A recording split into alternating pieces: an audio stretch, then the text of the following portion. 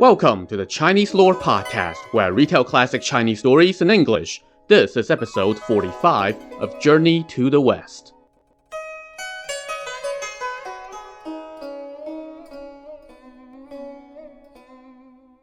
Last time, after trading doppelganger shenanigans with Red Boy, but coming no closer to rescuing his master Sanzang or fellow disciple Zhu Bajie, Sun Wukong did what he should have done from the get-go and went to ask the Bodhisattva Guanyin for help. As she set off to help him, Guanyin bottled up a sea's worth of water in her magic vase. She also sent her disciple, Mu Zha, up to heaven to see his father, the pagoda-wielding king Li Jing, and borrow his set of magic knives. Once Mu Zha brought back the set of 36 knives, Guanyin took them, muttered an incantation, and turned them into a lotus flower dais. She hopped on and sat in the center. Watching this, Sun Wukong chuckled under his breath. The Bodhisattva is such a cheapskate. She has her own lotus flower dais in her pool, but she doesn't want to use that one. Instead, she's borrowing one from somebody else? Wukong, enough. Follow me, Guanyin said. They took to the air and flew toward Red Boy's lair. Soon, they saw a mountain in the distance, and Wukong told Guanyin that they were about 100 miles from Red Boy's cave. Guanyin promptly descended to the top of the peak and muttered an incantation to summon all the local mountain and earth spirits. After they kowtowed to her, she told them, "Don't be afraid. I have come to capture the Demon King on this mountain. You all sweep the surrounding area. There must not be a single living thing within 100 miles of here. All the creatures must be safely moved to higher ground." The spirits snapped to, and they reported back momentarily that the job was done. Guanyin dismissed them. She then took out her vase and poured out the water. The water gushed out with a thunderous roar, washing over the surrounding area and turning it into a sea.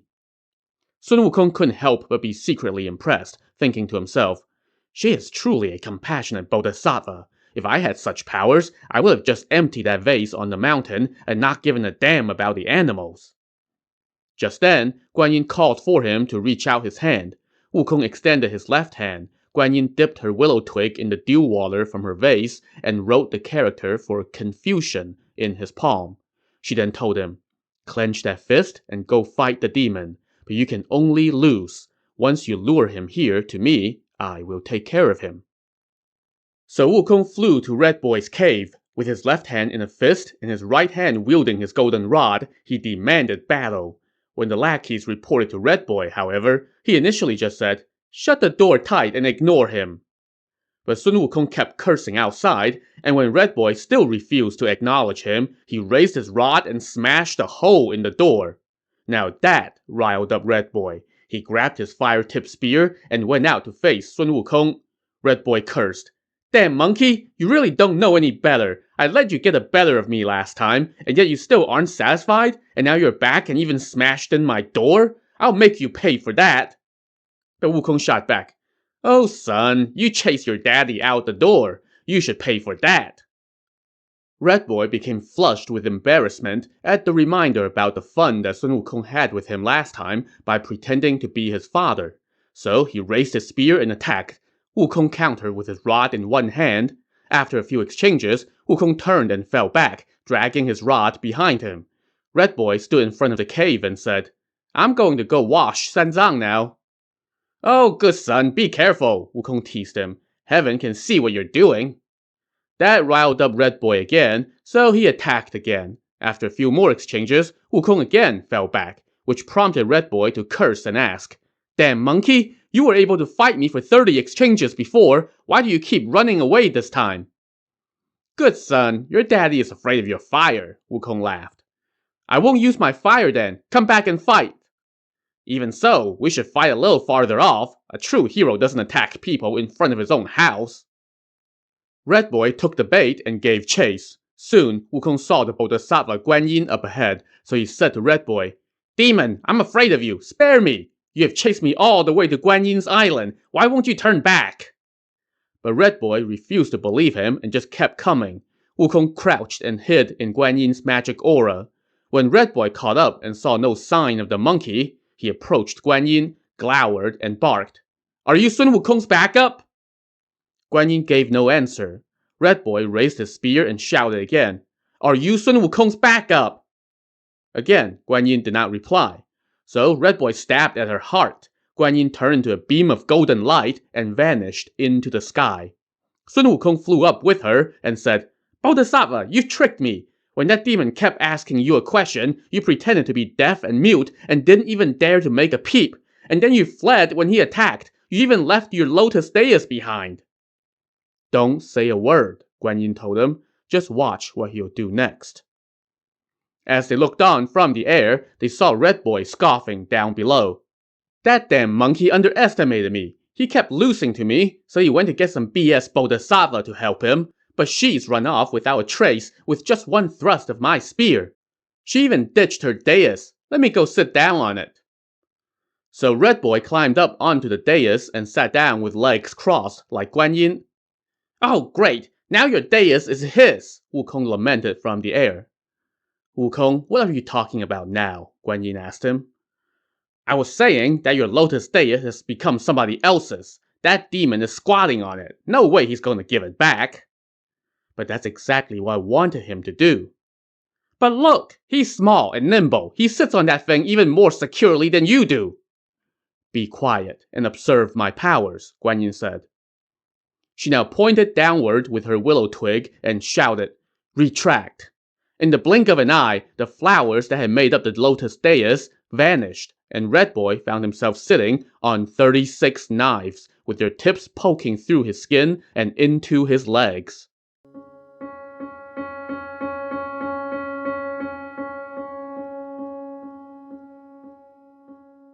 Guanyin now told her disciple Mu Jia, "Take your demon-taming staff and go knock on the handles of the knives until their tips poke through." Mu Jia did as she commanded, hitting the handles of the knives thousands of times until their blades poked all the way through Red Boy's legs. The demon's legs were now impaled, and his blood gushed out. Red Boy, gritting his teeth, ignored the pain as he tried to pull the knives out. But Guanyin now called Mu Jia back and said, "Don't kill him." She then pointed again with her willow twig and uttered another incantation. The tips of the knives now turned into halberds with inverted barbs that dug backward into Red Boy's flesh, making them impossible to pull out. Panicked, Red Boy pleaded in agony, "Bodhisattva, your disciple was blind and did not recognize your great powers. Please exercise compassion and spare my life. I will never dare to do evil again. I am willing to join the Buddhist school." Hearing this, Guanyin descended and asked, "Are you willing to take the vows?" Nodding with tears in his eyes, Red Boy said, "If you will spare my life, I am willing to accept the rules of Buddhism." "You are willing to join our school?" "If you will spare me, yes." "In that case, I will shave your head." Guanyin now took out a golden shaving knife and, with just a few strokes, shaved Red Boy's hair into a tonsure, leaving him with a top knot and 3 little tufts. That prompted Wukong to giggle. "Oh, what a shame for this demon. Now you don't look like a boy or a girl." Guanyin said to Red Boy, "Since you have accepted our rules, I will not mistreat you. I will appoint you the page Sudana. Do you accept?" Red Boy kept nodding, so Guanyin pointed at the dais and shouted, "Retract." With a crashing sound, the magic knives fell to the ground, and Red Boy's body showed no scars. Guanyin now told Mu Jia to deliver the knives back to his father and then go on back to her sanctuary. But once Mu Jia left, Red Boy, seeing that his body was no worse for the wear, but that his hair was now a subject of ridicule, had a change of heart. He picked up his spear and said to Guanyin, "You don't have any real powers to tame me. You are just using an illusion. I refuse to accept your rules. Taste my spear." As he attacked, Sun Wukong was just about to block his thrust, but Guanyin said, "No need to fight him. I will deal with him."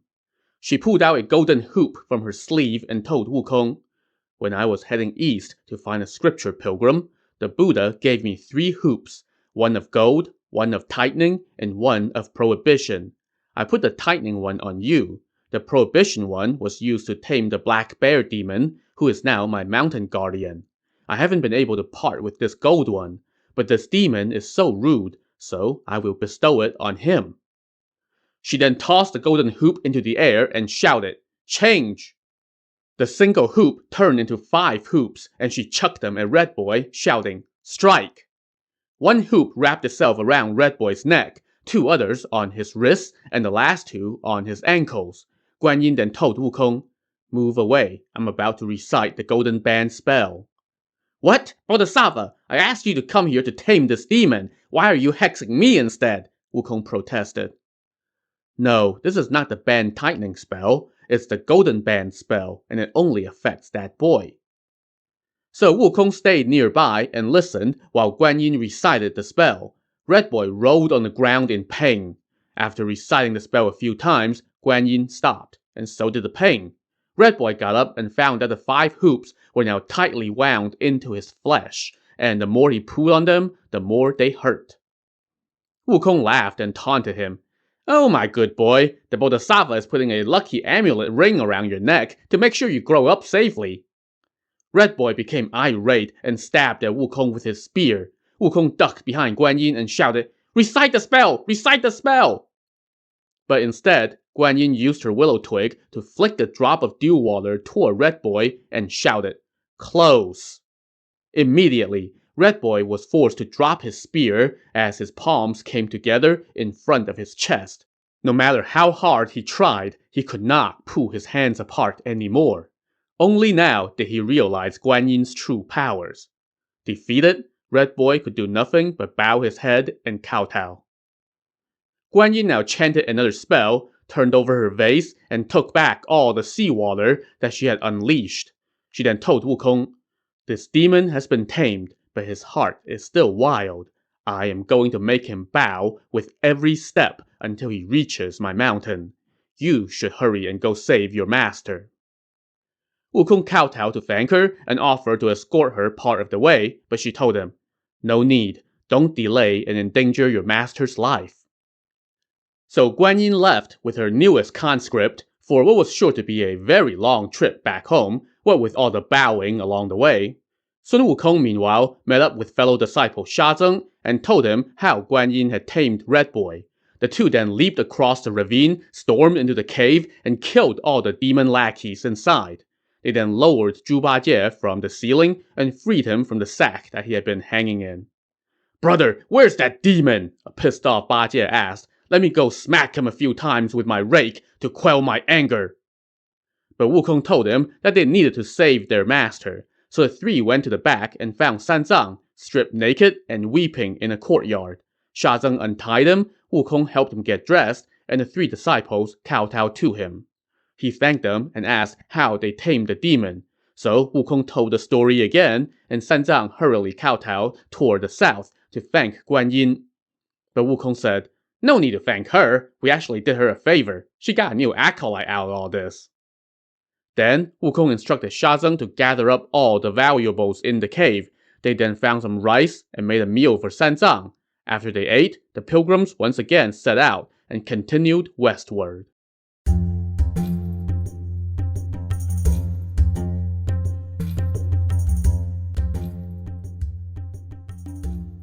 The pilgrims traveled for more than a month without incident.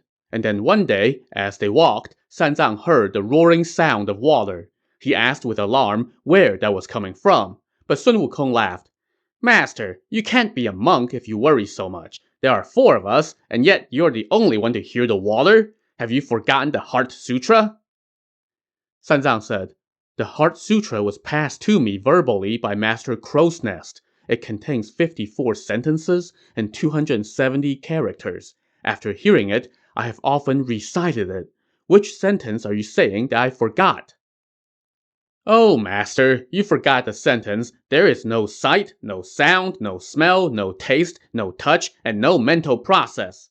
We men of religion should not look on beauty, hear music, smell sweet fragrances, taste good flavors, feel cold or hot, or occupy our minds with delusions. This is the way to repel the 6 bandits that attack the eye, ear, nose, tongue, body, and mind. But because of your mission to fetch scripture, you're constantly worrying. You're afraid of demons because you cling to your body. When you ask for food, you're moving your tongue. When you enjoy a pleasant aroma, your nose is stimulated. When you hear a sound, your ears are startled, and when you see something, you fix your eyes on them. If you keep courting those 6 bandits, how can you reach the west and see the Buddha?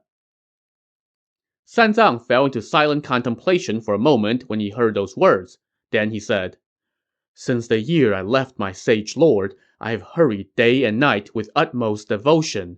My straw sandals have worn through the mountain mists. My bamboo hat has split apart the ridge-top clouds. In the still of night, the monkeys' cries are especially mournful. In the bright moonlight, the birds' clamors are hard to endure. When shall the 3 samadhis be fulfilled, so that I may obtain the Buddha's wondrous scriptures?" A samadhi, by the way, is a state of meditative consciousness in Buddhism and other Indian religions. When Wukong heard that, he couldn't help but clap and laugh out loud. "Oh, master, turns out you're just homesick. If you really want to achieve the 3 samadhis, it's not that hard. As the saying goes, the achievement completes itself at the right time." But Zhu Bajie turned around and said, "Brother, if we keep running into vicious demons, we would not succeed even if we walked for 1,000 years. But then Sha Zeng cut in and told him, "Brother Zhu, you are as coarse-tongued as me. Don't irritate Brother Sun. Just keep carrying your load, and one day we will succeed." They kept walking as they bantered, and soon they came upon a great black river that stretched as far as the eye could see. The pilgrims perched on the bank and took a look. It was an impressive river. Layer upon layer of surging swells, fold upon fold of turbid waves. The layered billows churn black mire, the folded breakers roll like dark oil. Viewed nearby, they cast no reflection of a human form. Seen from afar, no shape of tree can be discerned. Rolling and rolling, an earth of ink, vast and heaving, 1,000 miles of ash. Foam floats up like piled charcoal, spray leaps like overturned coal. Oxen and sheep will not drink, crows and magpies can hardly fly. The cattle shun it for its inky depth, the birds fear it for its boundless gloom. Only the reeds along the banks know the season, only the flowers and grasses on the shoals compete in fresh green wonder. Lakes and rivers exist everywhere beneath heaven, streams and marshes abound throughout the world. Men may meet wherever life takes them, but who has ever seen the Black Water River of the West? Sanzang dismounted and asked his disciples why the water was so murky and black. Zhu Bajie said, "Somebody must have washed out an indigo dyeing vat." But Sha Zeng piped in and said, "No, someone must have washed their inkstone in this river." "Stop your wild speculations," Wukong said. "Let's find a way to get Master safely across." "Well, it won't be hard for me to get across," Bajie said. "I could either fly over it or wade into the water, and I'll be across in less than the time it takes for a meal." Sha Zeng also said, "If it were me, I can also fly or swim across in a short time." Yes, it's easy for us, but hard for Master," Wukong said. "How wide is this river?" Sanzang asked. "Maybe about 3 miles, Bajie estimated. "Can one of you find a way to carry me across?" "Oh, Bajie can do it," Wukong said. "No, I can't. If I try to fly with Master, I won't make it 3 feet off the ground. As the saying goes, carrying a mortal is like carrying a mountain. And if I try to swim across with him on my back, both of us would sink." While they were debating what to do, they suddenly saw a man rowing a small boat from upriver. Sanzang was delighted. "Pupils, look! There's a boat. Let's ask him to ferry us across." "Hey, boatman, come here! You've got passengers!" Sha Zeng shouted. But the boatman shouted back, "I'm not a ferry! I don't take passengers!" "One should help out others," Sha Zeng retorted.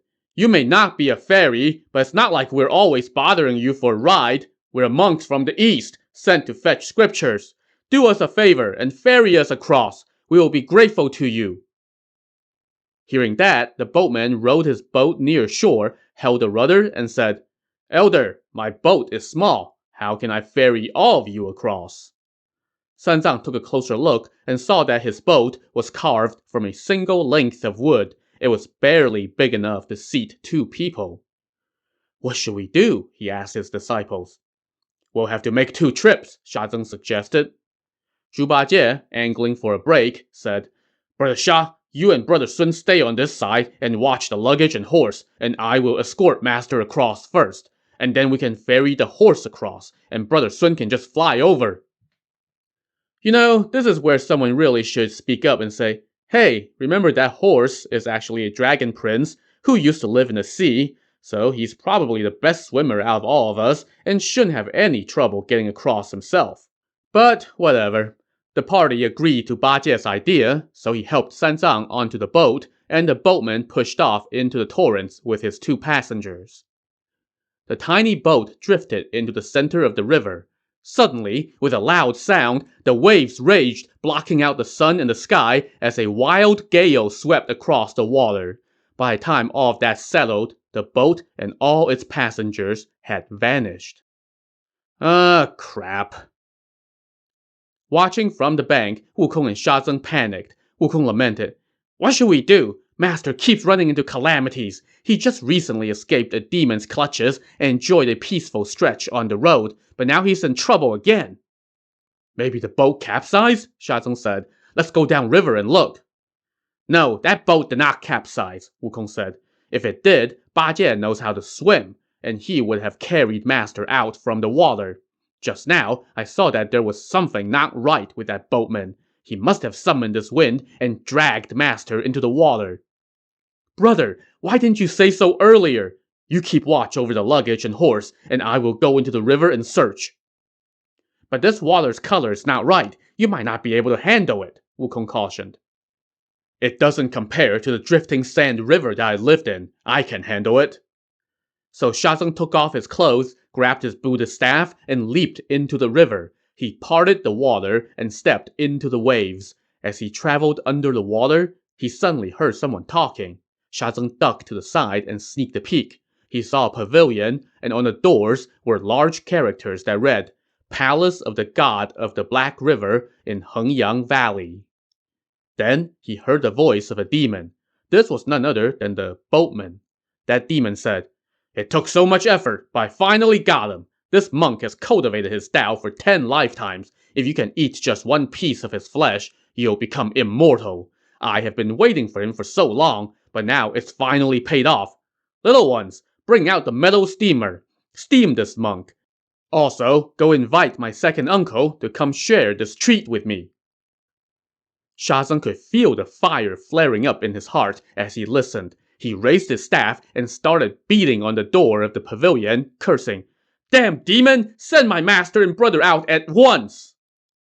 The lackey watching the door ran to report that a sullen-looking monk was outside, banging on the door and cursing, demanding his people back. The demon lord quickly donned his armor and grabbed his weapon, a sectioned steel short staff, and rushed outside. He had a square face and round eyes that gleamed with rosy radiance. His curling lips framed a huge mouth as red as a basin of blood. His chin sported a few sparse whiskers that looked like iron wires. Cinnabar smeared his temples, and his hair was tangled and bristled. He wore an iron suit of armor and a golden helmet inlaid with jewels. Who is banging on my door? The demon shouted.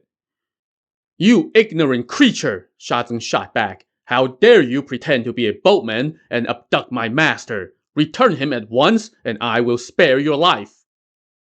The demon laughed and said, Damn monk, you really don't know any better.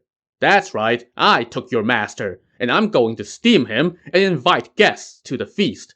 Come on, let's fight it out. If you can beat me in 3 exchanges, I will return your master. But if you can't, then I will cook you as well, and you can forget about going to the west. That riled up Sha Zeng even more. He raised his staff and attacked, and the demon countered. After 30 exchanges, neither had the upper hand. Sha Zeng thought to himself, This demon can match my skills. I can't beat him alone. Let me lure him out and let Brother Sun take care of him. So Sha Zeng feigned a blow and then turned and fled.